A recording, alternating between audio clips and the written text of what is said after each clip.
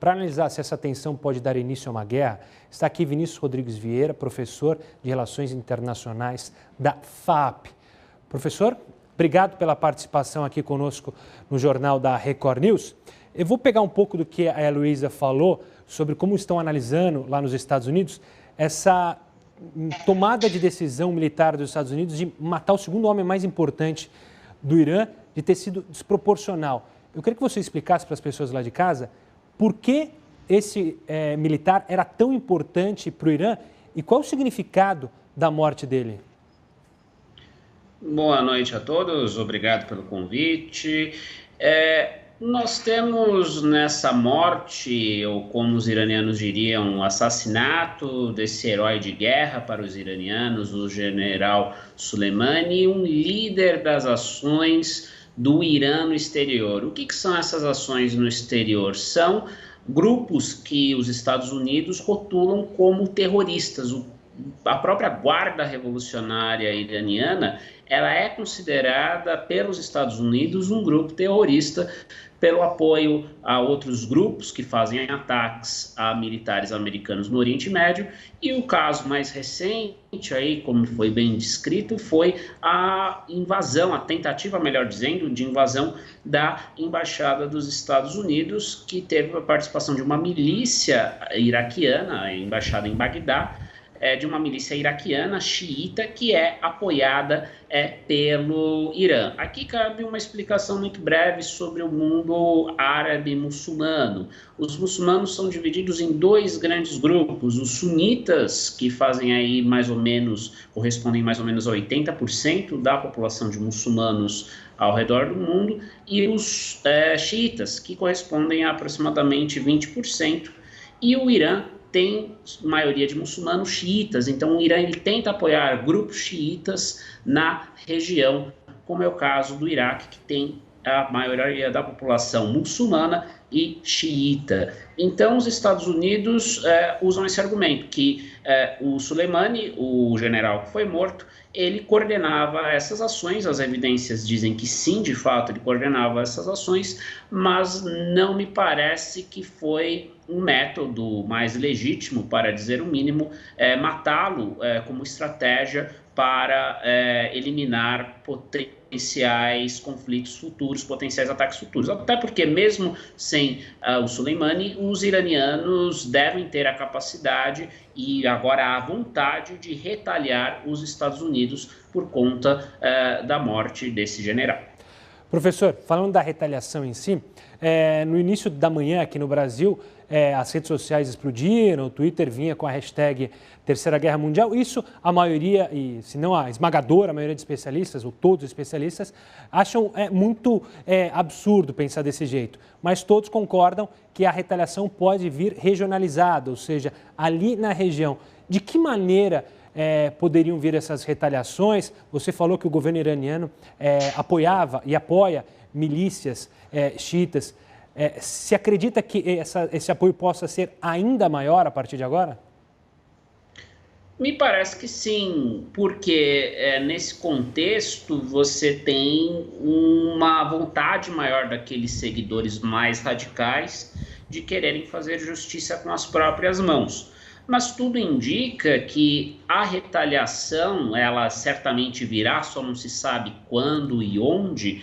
Ela se dará no próprio Oriente Médio contra tropas ou civis americanos. Não à toa, os Estados Unidos recomendam a seus cidadãos que saiam do Oriente Médio, ou melhor dizendo, saiam do Iraque imediatamente, mas há também implicitamente aí uma recomendação, se não uma recomendação, os americanos no Oriente Médio, muitos analistas dizem, não estariam mais seguros porque são sujeitos a ataques. Então, um ataque a americanos em próprio solo americano é algo que o Irã sozinho não tem capacidade de fazer, ainda que quisesse fazer, não tem força militar, não tem capacidade de fazer. O que convém observar, que não tem a ver, num primeiro momento, com uma terceira guerra mundial, mas aí ao longo dos anos, aí ao longo dos próximos anos desta década, aí, dos anos 20 que acabam de começar, é observar como as principais potências adversárias aos Estados Unidos vão se comportar, sobretudo Rússia e China. E eu diria que a Rússia, sobretudo, ela tem mais poderio militar, enfim, acabou aí de lançar mísseis que viajam acima da velocidade do som e pode querer aí no longo prazo, deixo isso muito claro, tomar um lado mais forte num conflito que vem a ocorrer entre Estados Unidos e Irã.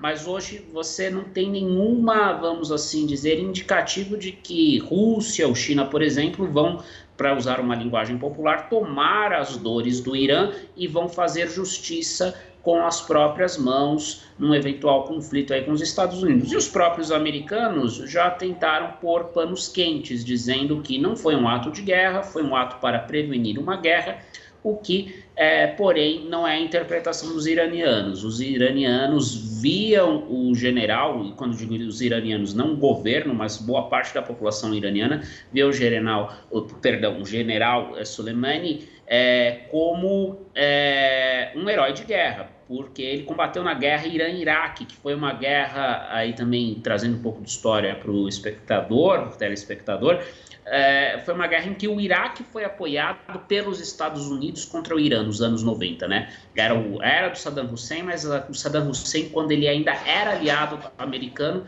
e não o Saddam Hussein que entrou, vamos assim dizer, para a história, inimigo dos Estados Unidos na Guerra do Golfo de 91 e que foi finalmente tirado do poder pelo presidente George W. Bush no confronto que teve início em 2003, depois dos ataques de 11 de setembro, a guerra do Iraque, que até hoje gera instabilidade no Oriente Médio e pode ser considerada a raiz contemporânea aí dessa instabilidade regional. Ou seja, a Terceira Guerra Mundial é algo ainda muito distante, mas, a bem da verdade, esse acontecimento tende aí a moldar a política do Oriente Médio durante esta década e, consequentemente, pode levar a uma escalada ainda maior. E como ocorreu com as duas guerras mundiais que nós tivemos no século XX, elas não começaram de maneira, vamos dizer, muito lógica, sobretudo a Primeira Guerra Mundial. Ninguém acreditava, eram poucos os que acreditavam naquele contexto, em 1914, que as grandes potências entrariam em confronto. E entraram em confronto depois de um acontecimento muito pequeno, talvez aqui seja muito detalhe para citar aí para o espectador, mas cabe dizer que foi um assassinato, o assassinato do herdeiro ao trono austríaco à época, né? O arquiduque Francisco Ferdinando, e isso gerou uma série de retaliações que descambaram no primeiro grande conflito. O que, reitero, não parece ser o caso agora. Rússia e China não devem tomar as dores do Irã, pelo menos nesse primeiro momento. Professor, para finalizar, nosso tempo é curto, está infelizmente acabando, mas eu queria só uma análise breve sobre Donald Trump. Donald Trump, muitos analistas falavam que ele tinha, principalmente no contato com Coreia do Norte e Irã, sempre muito agressivo, mas voltando atrás. Agressivo na fala, mas voltando atrás.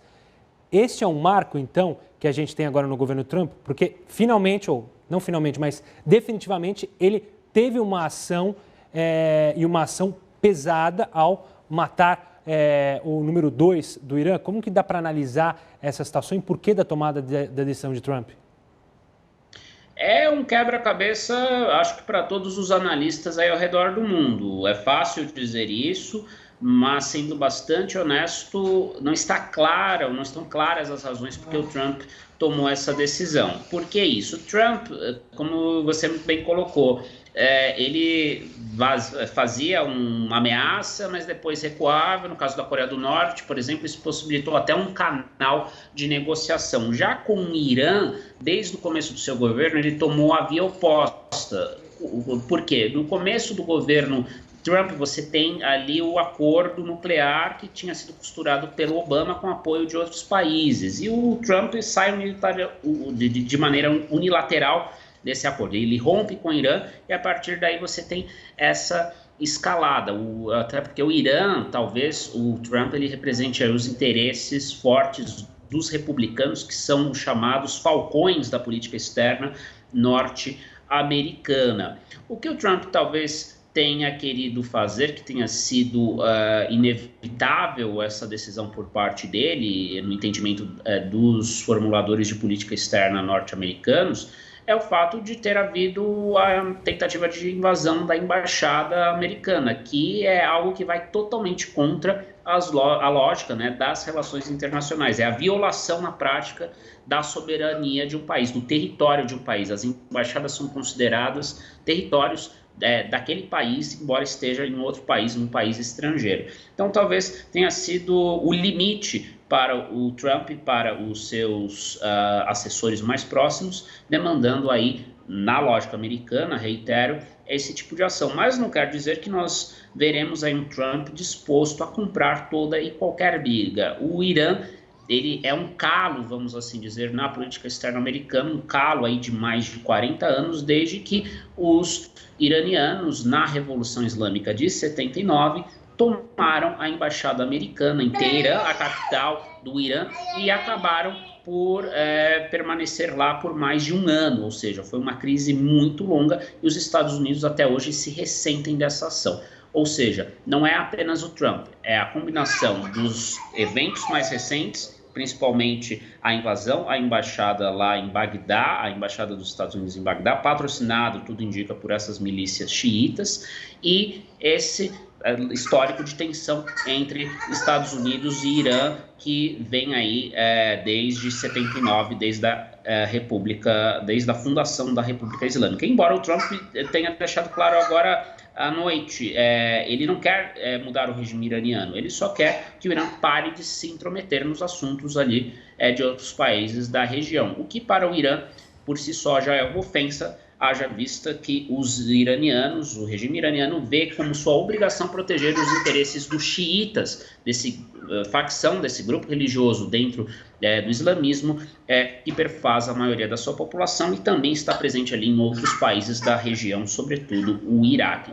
Então não representa, ao meu ver, uma guinada na política externa do Trump.